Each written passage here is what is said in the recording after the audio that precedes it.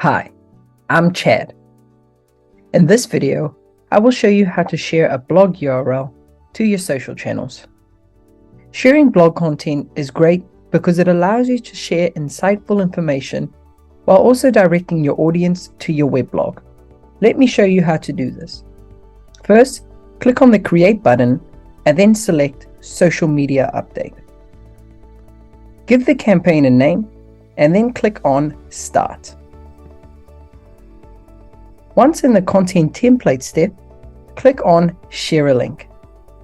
Paste the copied blog article URL into the text box and click on Accept.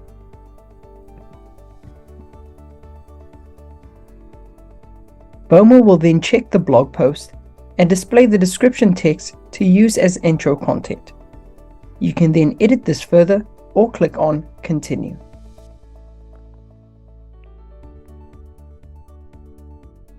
You can now choose to further edit the post content for each social channel you have connected. Once you are happy with this, you can then schedule this campaign.